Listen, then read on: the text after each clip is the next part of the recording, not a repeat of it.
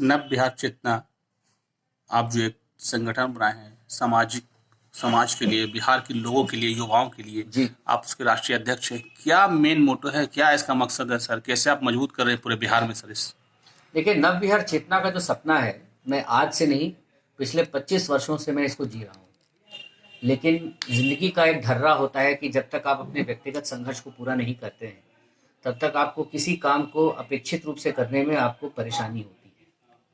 ईश्वर के आशीर्वाद से आज मैं इतना सक्षम हूँ कि मुझे लगा कि अब ये समय आ चुका है कि मेरे जो अंदर जो वर्षों की जो सोच है बिहार को स्वावलंबी और स्वाभिमानी बनाने की, अब उसको जन्म देने का समय आ गया है।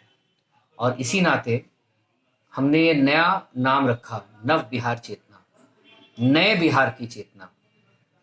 ऐसा बिहार जो आधुनिक भी हो, अपने संस्कारों को भी साथ में ले चले, उद्यमी भी हो, बिहार को विकसित प्रदेशों की कैटेगरी में लाके खड़ा करे। मेरा ये हमेशा से गोल रहा है that Bihar should be at par with the top south east Asian countries of the world.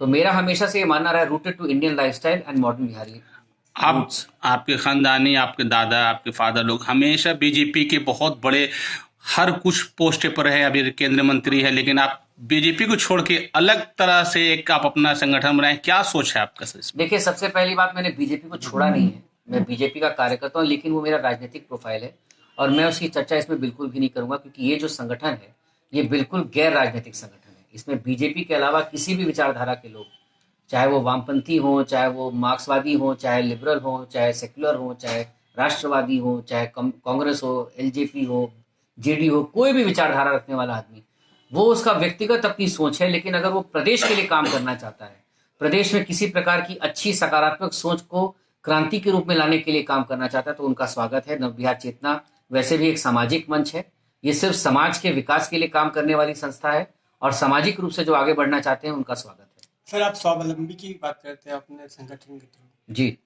क्यों जरूरत पड़ी सर? देखिए, जरूरत इसलिए पड़ी क्योंकि समय बहुत बदल चुका है और आज का जो युवा है, आज की जो जो भारतीय पीढ़ी है, और जिस प्रकार से डिजिटलाइजेशन वर्ल्ड में जो एक ग्लोबल विलेज की बात हम लोग करते हैं, तो जिस तरह से इंक्लूसिव ग्लोबल विलेज बनने की बात हुई है, आज बख्तियारपुर में बैठा हुआ एक बच्चा भी वीडियो कॉन्फ्रेंसिंग करके अपना जो अपनी प्रेजेंस को अमेरिका में भी फील करा सकता है।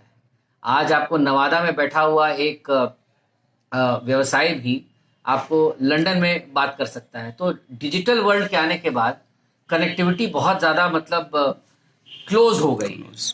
तो हमको ये लगता है कि अब जैसे हम लोग स्किलिंग की बात कर रहे हैं, डिजिटल एम्पावरमेंट की बात कर रहे हैं, ट्रांसफॉर्मेशन की बात कर रहे हैं, एक नए विजन को लाने की बात कर रहे हैं कि बिहार के यूथ को किस तरह से हम लोग उनके पोटेंशियल को चैनलाइज करके उनको कंस्ट्रक्टिवली एक नए एजेंडे पे, जो उनके प्रदेश के लिए एक बढ़िया एजेंडा है, और सबसे बड़ी बात है कि उनके अपने जीवन को व्यक्तिगत रूप से स्वाभिमानी और स्वावलंबी बनाने का एक जो विजन है, उसको पूर्ण करने की हम लोग शक्ति देंगे।